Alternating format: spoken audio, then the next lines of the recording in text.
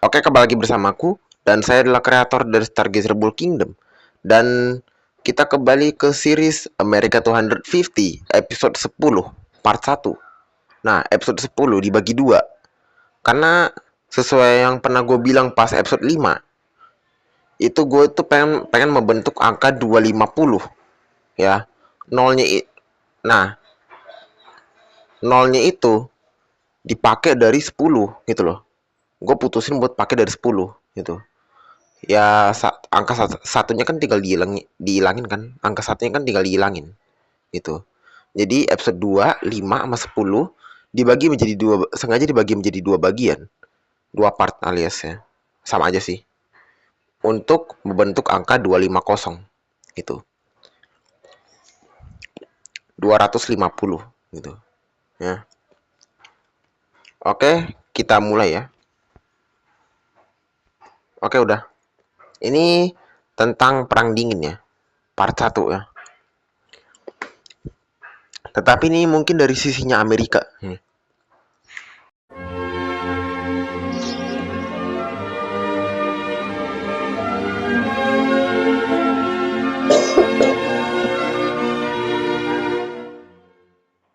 Kita semua percaya konten sejarah itu penting. Tapi, untuk memproduksi lebih banyak konten sejarah, diperlukan dana yang tidak sedikit, baik untuk riset, ilustrator, biaya operasional, dan sebagainya. Beruntungnya, saat ini sudah ada platform apresiasi kreator Indonesia yang bernama Karya Karsa. Melalui Karya Karsa, kalian dapat mendukung kreator favorit kalian hanya dengan bisa menjadi salah satu dari mereka. Jadi, tunggu apa lagi? Yuk dukung Inspek History. Berakhirnya Perang Dunia Kedua. Pelan.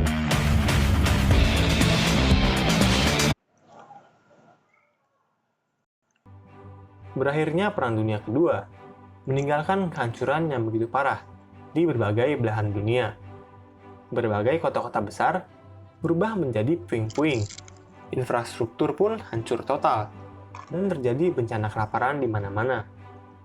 Tidak pernah dalam sejarah manusia, kita mengalami bencana lebih parah dibandingkan Perang Dunia Kedua. Jika demikian, mungkin banyak dari kita yang bertanya, mengapa dunia bisa bangkit kembali dari keterpurukan perang? Dan apa yang menjadi pendorong utama dari kebangkitan ini? Dalam episode kali ini, kami akan membahas bagaimana sebuah kebijakan mampu mengubah kehancuran menjadi kemajuan yang begitu pesat. Kebijakan itu adalah European Recovery Program, atau yang dikenal dengan Marshall Plan. Konten ini juga akan membahas secara singkat bagaimana kebijakan tersebut turut berkontribusi dalam kemerdekaan Indonesia, dengan memaksa Belanda meninggalkan koloninya yang paling berharga, yang dikenal sebagai Zamrud Khatulistiwa. Bagaimanakah semua itu bisa terjadi? Juli 1944, Mount Washington Hotel, Bretton Woods, Amerika Serikat. Terlihat begitu banyak perwakilan dari negara-negara sekutu menghadiri sebuah pertemuan yang akan merubah sejarah keuangan dari dunia modern. Pertemuan tersebut didasari akan sebuah keyakinan bahwa sekutu akan tampil sebagai pemenang. Dan oleh karena itu, mereka berusaha mendiskusikan bagaimana cara mengatur dunia pasca perang tersebut. Dalam pertemuan itu, ada beberapa persetujuan yang berhasil dicapai, seperti memilih dolar Amerika sebagai mata uang dunia untuk menggantikan standar emas yang sebelumnya digunakan berbagai negara. Yang kedua, membentuk organisasi IMF yang bertujuan menjamin stabilitas dari nilai tukar dan arus keuangan global.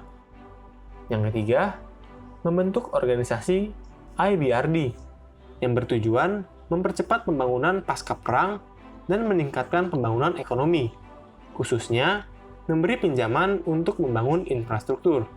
IBRD adalah bagian dari World Bank. Meskipun IMF dan World Bank berbeda, namun tujuan pendiriannya sebenarnya adalah sama, yaitu menjaga sistem perekonomian dunia dari hal-hal yang tidak diinginkan, seperti perang dagang maupun hyperinflasi. 7 Mei 1945, Jerman menyerah tanpa syarat kepada sekutu. Hal ini mengakhiri Perang Dunia Kedua di Eropa. Sekalipun demikian, perang tersebut menyebabkan kehancuran yang sangat parah. Oleh karenanya, Eropa membutuhkan dana yang begitu besar untuk membangun kembali negara-negaranya. Mereka juga membutuhkan bantuan seperti pangan dan keamanan guna memenuhi kebutuhan dari masyarakatnya. Beberapa negara seperti Jerman bahkan membutuhkan tenaga kerja karena mereka kehilangan banyak orang saat perang. Negara-negara sekutu seperti Soviet, Inggris, dan Amerika harus memikirkan langkah selanjutnya untuk Eropa yang sudah hancur lebur akibat perang tersebut. Mereka juga ingin memastikan agar kejadian seperti Perjanjian Versailles yang terjadi pasca Perang Dunia Pertama tidak terulang kembali. Negara kapitalis seperti Amerika Serikat dan Inggris ingin membuat sistem ekonomi baru bagi dunia, sesuai dengan sistem Bretton Woods. Mereka ingin membangun kembali Eropa seperti sebelumnya, dan menjadikan Jerman sebagai salah satu pemain utama dalam pembangunan tersebut. Namun apa yang mereka inginkan tentu tidak sama dengan apa yang diinginkan oleh Uni Soviet, yang menginginkan agar Jerman tetap lemah. Perbedaan pandangan antar dua kekuatan besar, baik secara langsung maupun tidak langsung, akan menyebabkan terjadinya blokade Berlin. Kebijakan geopolitik ini sebenarnya tidak mengherankan, karena jika kita melihat dari sejarahnya, Rusia selalu diserang atau setidaknya mendapatkan intervensi asing, seperti Prancis saat Napoleon, Inggris dan Prancis saat Crimean War, Amerika saat Perang Saudara Rusia, dan Jerman saat Perang Dunia Kedua. Joseph Stalin menginginkan agar kondisi negaranya menjadi lebih aman.